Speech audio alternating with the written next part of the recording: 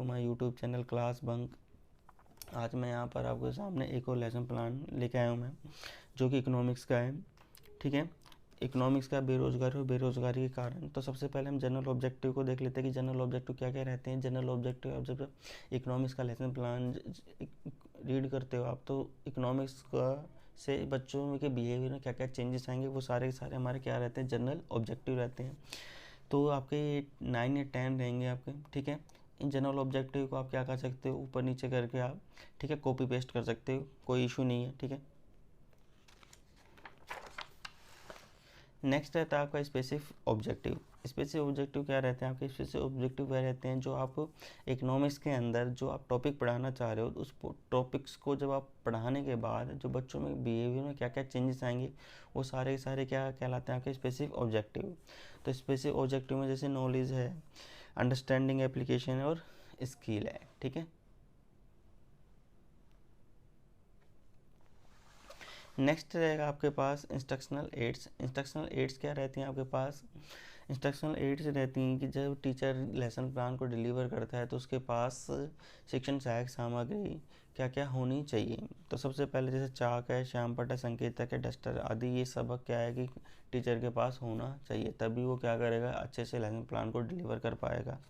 Next है पीके testing, मतलब कि प्रीवियस नॉलेज टेस्टिंग। इसमें को क्या करता है कि सबसे पहले जब लेसन प्लान को डिलीवर करने से पहले टीचर क्या करेगा, 1 या 2 क्वेश्चन आपको क्या करेगा, बच्चों से पूछेगा। ठीक है, और लास्ट में क्या करेगा, अपने टॉपिक पे पहुंच जाएगा। जो ये आपके क्वेश्चन होते हैं आपके जिगजैग फॉर्म में होने चाहिए। जिगजैग फॉर्म का मतलब क्या है आपके पास, अगर टीचर कोई फर्स्ट क्वेश्चन पूछता है, उसका जो आंसर है, उस आंसर में से आपको नेक्स्ट क्या करना है, क्वेश्चन आपको बनाना है।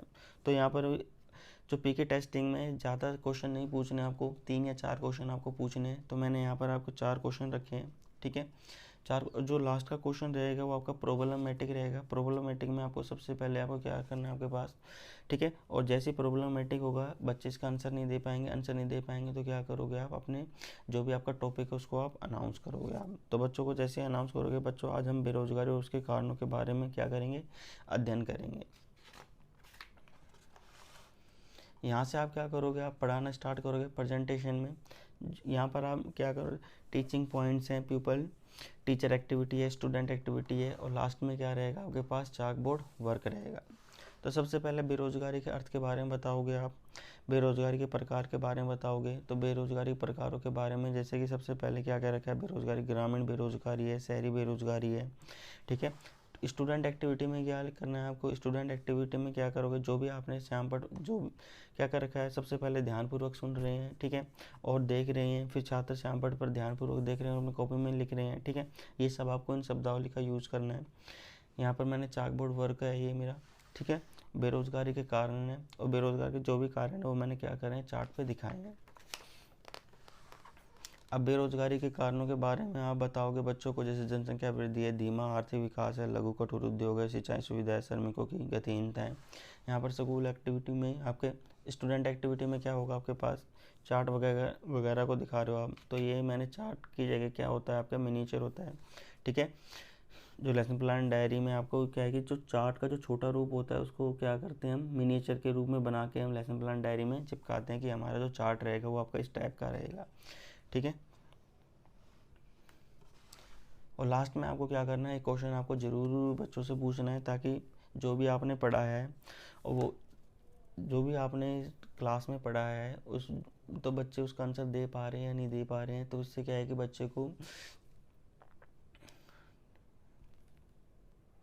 बच्चे का इंटरेस्ट बना रहता है, और टीचर को पता चल जाता है कि जो भी उसने लेसन पढ़ाया है बच्चों ने कितना गेन किया है। नेक्स्ट आएंगे यहाँ पर रिकैप्चुलेशन। रिकैप्चुलेशन में जो भी आपने लेसन प्लान बनाया, लेसन प्लान आपने डिलीवर किया है, उसके बारे में दोबारा रिकैप करोगे, क्या क्या आपने पढ़ाया है। ठीक है, इवोल्यूशन। इवोल्यूशन में आपको क्या करना है, क्वेश्चन आपको पूछने हैं बच्चों से।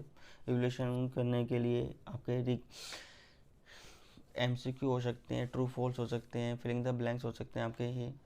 नेक्स्ट है आपके होम असाइनमेंट। होम असाइनमेंट में आप चार्ट वगैरह दे सकते हो, मॉडल वगैरह दे सकते हो बनाने के लिए, 1 या 2 क्वेश्चन लॉन्ग आंसर टाइप आप दे सकते हो। आई होप आपको ये वीडियो पसंद आई होगी, तो ज़्यादा से ज़्यादा शेयर कीजिए, कमेंट्स कीजिए, और चैनल पर नए हो तो सब्सक्राइब।